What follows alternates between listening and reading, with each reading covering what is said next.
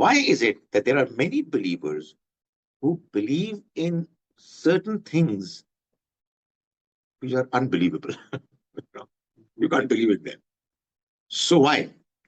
Well, the simple answer is that the Quran and Allah's religion has not been properly understood.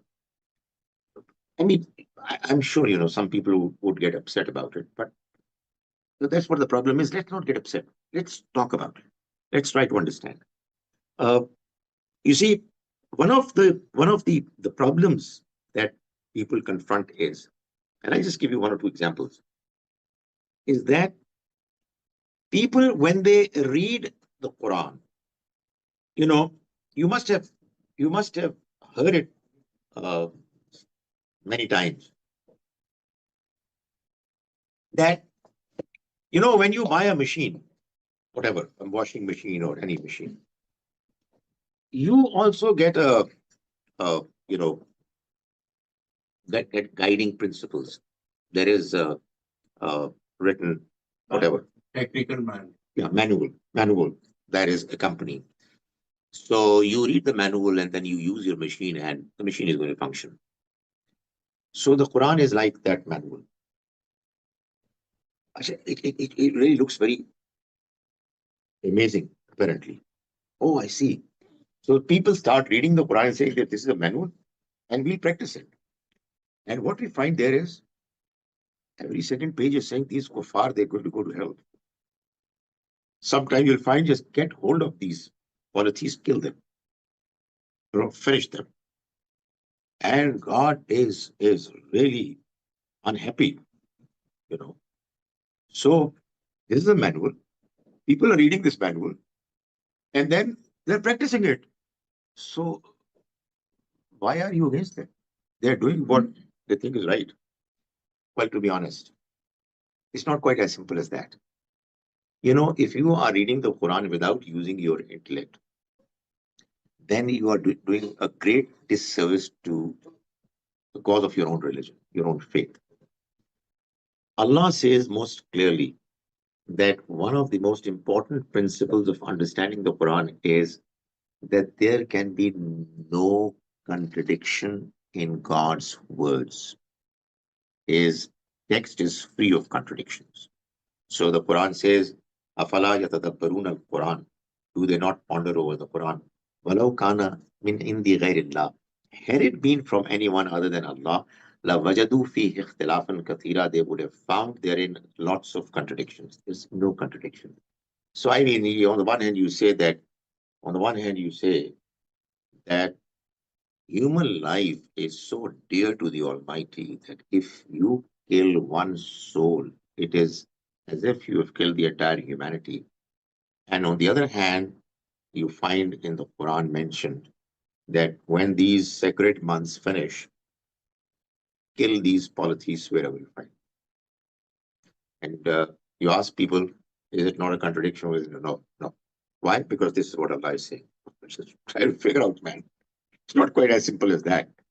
You see, you are killing people, and then you are saying that there is no, life is so important and sacred that you cannot violate the sanctity of it.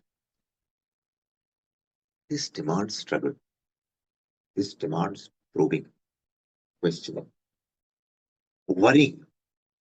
Honestly, you get worried. Sometimes you get worried for your faith. And it seems that Allah wants that to happen. I quite often find people so very casual, complacent, satisfied. All is well, Alhamdulillah.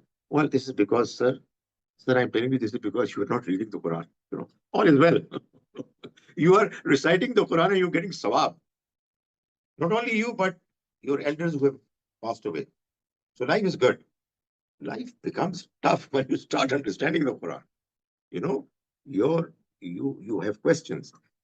And those questions incline you to understand. And I'm telling you, Alhamdulillah, there's no contradiction in the Quran. You have to strive and struggle to find that reality out properly, genuinely. So I'm just giving one answer. The Almighty tells us that when messengers come and they deliver the message of the Almighty so very properly and clearly that there remains no doubt in the minds of those who are the immediate addressees, the Almighty, the Almighty sends His punishment. The Quran is full of those stories. So when the Quran asked the believers to kill, it was the divine punishment. It had nothing to do with the Sharia. That is why the Almighty said in the battle of Badr, "Walam taqtuluhum," you did not kill them. You did not kill them. "Walakin Allah qatalahum." It was Allah who killed them. So it was something that was unique, that was special, that was era specific, that has nothing to do with us. It has got nothing to do with us. It's there in the Quran because we believe in the last Prophet Sallallahu Alaihi Wasallam as a messenger of Allah. He did what Allah asked him to do. He did exactly what all messengers did. But we need to understand and clarify. What I'm saying is that people do not make the right presentation because the Quran has not been properly understood. So these people, the poor people around you who are non-Muslim, they're all kafir. They are all kafir in the mind, in the eyes, in the understanding of many Muslims. And you know who a kafir is? A kafir has been described in the Quran in Surah Al-Bayyinah, Surah number 98, verse 6. Ulaika hum sharrul bariya. They are worse than beasts.